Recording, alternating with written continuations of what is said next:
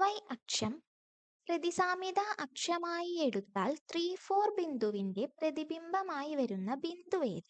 ഇവിടെ എന്താ ചോദിച്ചിട്ടുള്ളേ? 3, 4 എന്ന പോയിന്റിന്റെ y ആക്സിസിലുള്ള റിഫ്ലക്ഷൻ പോയിന്റ് അല്ലെങ്കിൽ മിറർ പോയിന്റ് ഇതല്ലേ ചോദിച്ചിട്ടുള്ളേ? ഇങ്ങനത്തെ ഒരു ക്വസ്റ്റ്യൻ വരുമ്പോൾ നമ്മൾ എന്താ ചെയ്യുക? y ആക്സിസിലാണ് നമ്മുടെ റിഫ്ലക്ഷൻ ചോദിച്ചിട്ടുള്ളത്. y ആക്സിസിലായതുകൊണ്ട് എക്സ് കോർഡിനേറ്റ്, അതായത് ഇവിടുത്തെ 3 എന്ന് പറഞ്ഞ പോയിന്റിന്റെ സൈൻ മാറും അല്ലേ? അതായത് -3, 4 എന്നുള്ളതായിരിക്കും നമ്മുടെ ആൻസർ. ഇത്രയേ ഉള്ളൂ. ഇതിങ്ങനെ മനസ്സിലാവാത്തവർക്ക് വേണ്ടിയിട്ട് എങ്ങനെയാ പറയാന്ന് വെച്ചിട്ടുണ്ടെങ്കിൽ, നമ്മളിപ്പം ഗ്രാഫ് കൺസിഡർ ചെയ്തു എന്ന് വിചാരിക്കും. ഇത് നമ്മുടെ എക്സ് ആക്സിസ്, ഇത് നമ്മുടെ വൈ ആക്സിസ്. 1, 2, 3, 4 ഞാൻ പോയിന്റ്സ് രേഖപ്പെടുത്തുകയാണ് കേട്ടോ. -1, -2, -3, 1, 2, 3, 4. ഓക്കെ, നമ്മുടെ ക്വസ്റ്റ്യനിൽ വന്നിട്ടുള്ള 3, 4 ഇതിൽ എവിടെയാ വരിക? എക്സ് ആക്സിസിൽ 3, വൈയിൽ 4. അപ്പോൾ ഇവിടെ വരും അല്ലേ? യെസ്, ഇതാണ് 3, 4.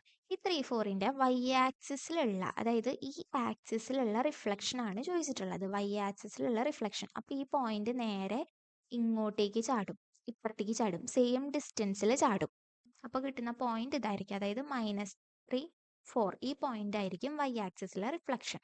ഇനിയിപ്പോൾ ക്വസ്റ്റ്യനിൽ നമുക്ക് -5, 6 ആയിരുന്നു വിചാരിക്കേ, വൈയിൽ തന്നെ. അങ്ങനെയാണെന്നുണ്ടെങ്കിൽ ആൻസർ എത്ര വരും?